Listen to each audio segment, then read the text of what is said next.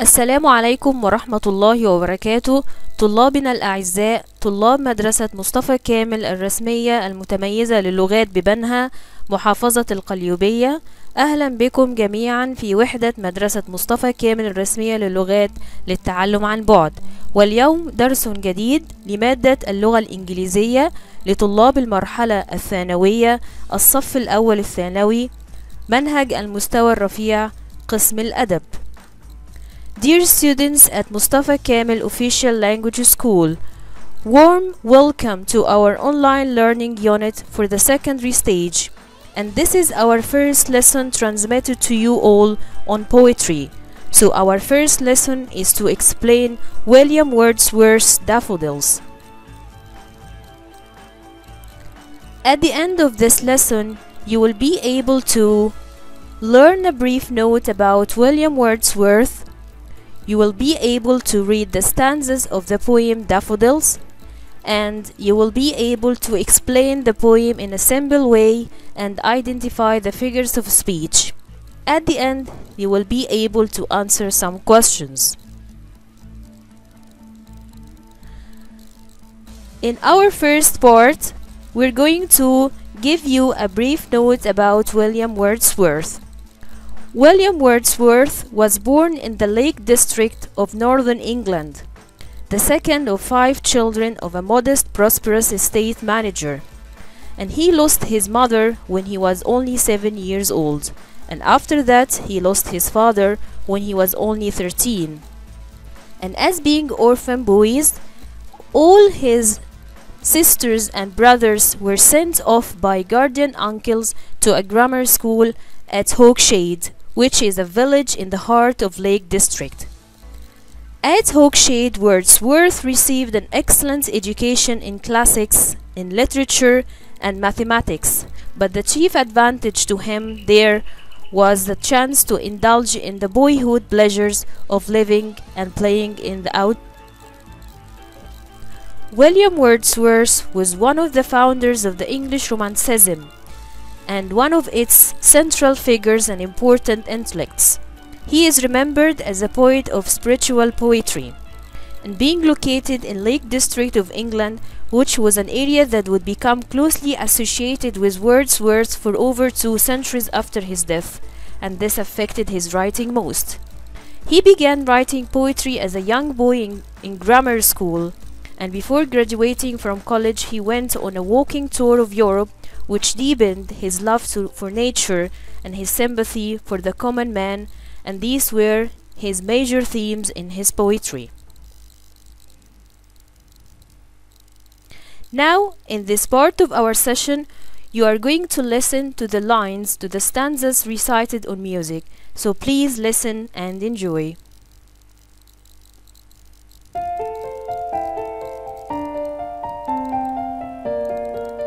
Pearls of Wisdom. Daffodils by William Wordsworth. I wandered lonely as a cloud that floats on high over vales and hills, when all at once I saw a crowd, a host of golden daffodils, beside the lake, beneath the trees, fluttering and dancing in the breeze. Continuous as the stars that shine and twinkle on the Milky Way, they stretched in never-ending line along the margin of a bay. 10,000 saw I at a glance, tossing their heads and sprightly dance. The waves beside them danced, but they outdid the sparkling waves in glee. A poet could not but be gay in such a jocund company. I gazed and gazed, but little thought what wealth the show to me had brought.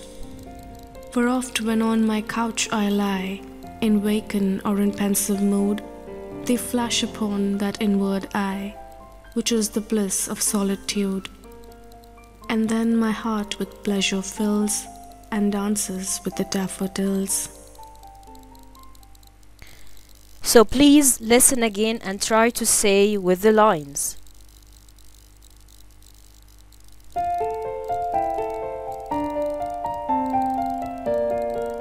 Pearls of Wisdom. Daffodils by William Wordsworth. I wandered lonely as a cloud that floats on high over vales and hills, when all at once I saw a crowd, a host of golden daffodils.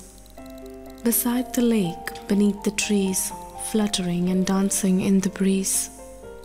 Continuous as the stars that shine and twinkle on the Milky Way, they stretched in never-ending line along the margin of a bay. 10,000 saw I at a glance, tossing their heads and sprightly dance. The waves beside them danced, but they outdid the sparkling waves in glee. A poet could not but be gay in such a jocund company. I gazed and gazed, but little thought what wealth the show to me had brought. For oft when on my couch I lie, in vacant or in pensive mood, they flash upon that inward eye, which is the bliss of solitude. And then my heart with pleasure fills, and dances with the daffodils. Now, on this part of our session, we are going to paraphrase the stanzas. I wandered lonely as a cloud that floats on high over vales and hills, when all at once I saw a crowd, a host of golden daffodils, beside the lake, beneath the trees, fluttering and dancing in the breeze. As you see here, the rhyme scheme for the stanza here is A, B, A, B, C, C. So if we want to paraphrase this stanza, we could say that the poet was walking around alone like a cloud that is wandering in the sky, when he suddenly, beside the lake and under some trees, he saw a large number of yellow daffodils moving in the wind as though they were dancing. Continuous as the star that shines and twinkle on the Milky Way, they stretched in a never-ending line along the margin of a bay. 10,000 I saw at a glance, tossing their heads in sprightly dance. So the rhyme scheme here is A, D, E, D, E, F, F. So the daffodils stretched in a long line along the edge of the lake. They looked like the stars that shine at the night in the Milky Way in the sky. They are stretching along the margin of a bay, and when the poet looked there, they saw thousands of daffodils moving their heads in a beautiful dance. The waves beside them danced, but they outdid the sparkling waves in glee. A poet could not but be gay in such a jocund company. I gazed and gazed, but little thought what wealth the show to me had brought. So the rhyme scheme here again is GH, GH, I. Here, if we want to paraphrase this stanza, we could say the water in the lake beside the daffodils are moving as if they were dancing like the flowers. But the daffodils seem to be happier than the water, and in such company with water and daffodils, the poet is filled with happiness too. So he gazed and he looked deeply, and then he thought that he has been given a great gift because he was in such a happy company with the flowers and the water. In the last stanza, for oft when on my couch I lie, in vacant or in pensive mode, they flash upon that inward eye, which is the bliss of solitude, and then my heart with pleasure fills and dances with the daffodils. Now, it often happens when the poet is lying on his bed, feeling unhappy or thoughtful. So the word vacant means that he is unhappy, and the word pensive mode means that he is thoughtful. So he suddenly remembers the daffodils, and this is the heavenly happiness that comes to him when he is alone. So at this time his heart fills with pleasure, and he remembers the daffodils and dances with them.